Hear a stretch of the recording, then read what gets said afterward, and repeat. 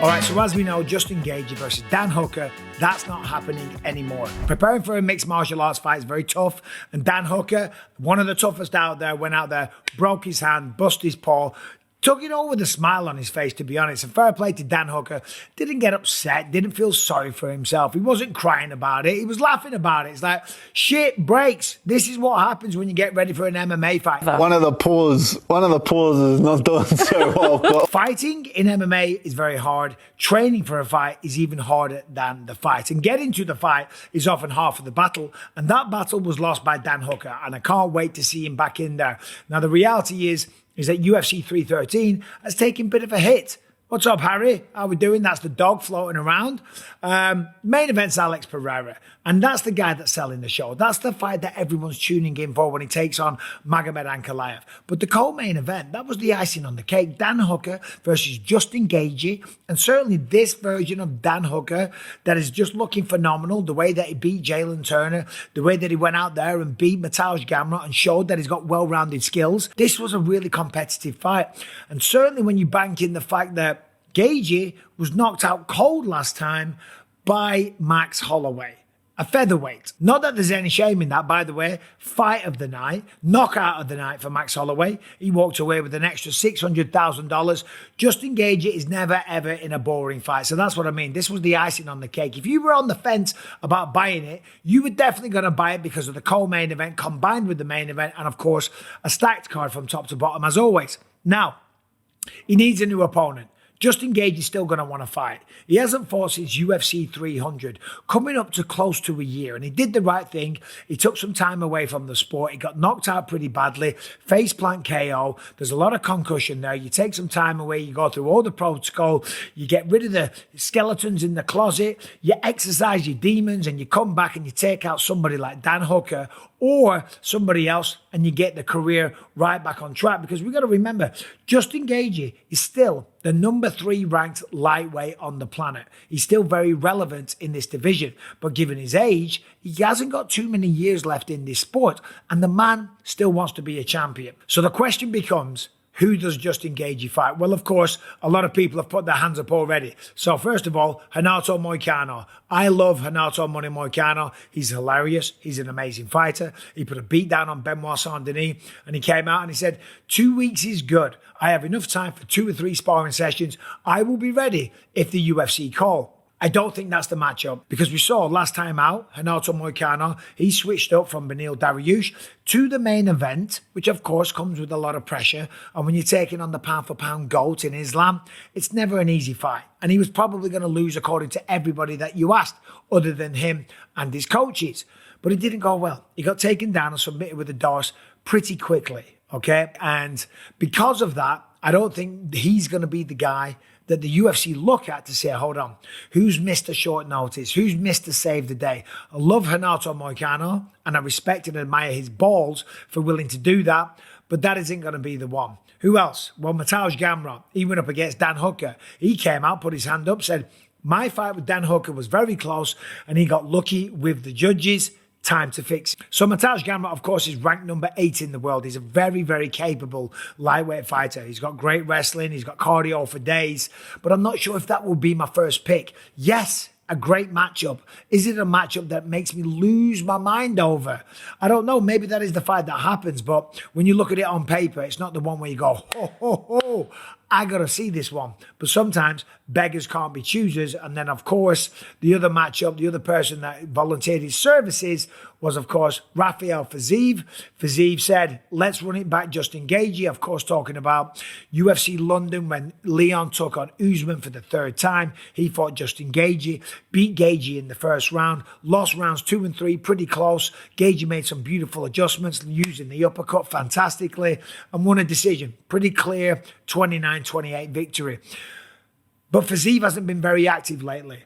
So I don't think that is going to be the pick either. Now, I'll say this. Either one of those matchups would be fine. I'm just saying if I was to pick, if I was to guess, I don't think either of them are going to get the call. So who is it going to be? So let's look. So Islam's the champ, of course.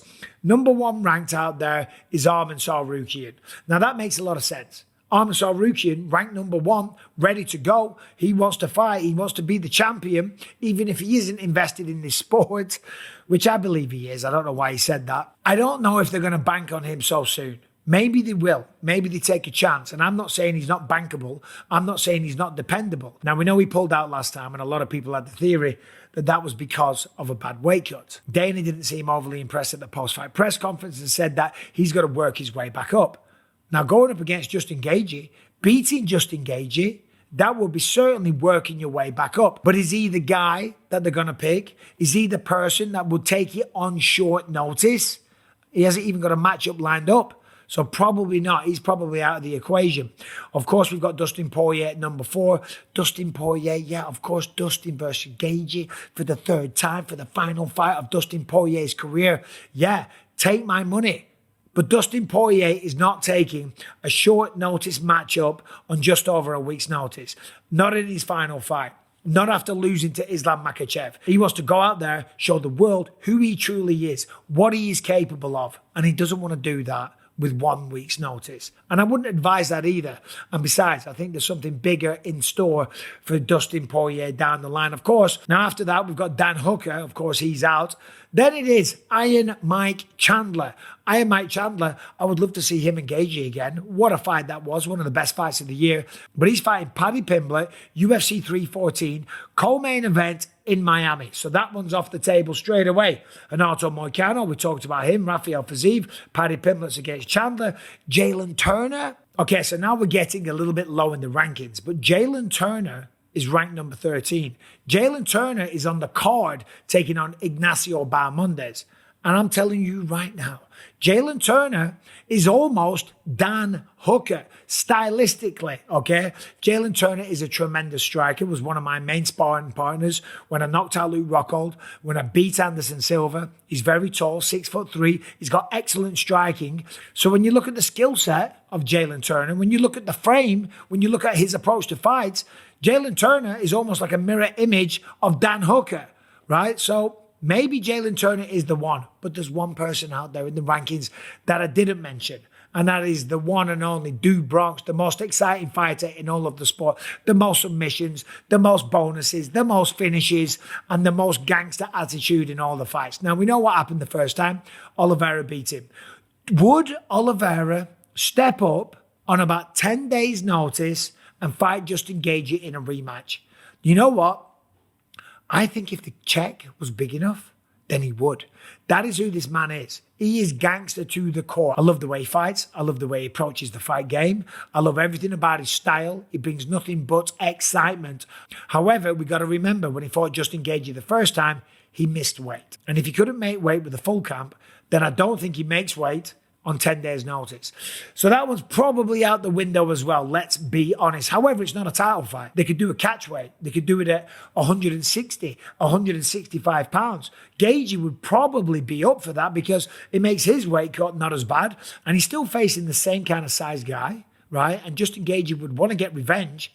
We all do that as fighters. When we lose one, we want to get that one back.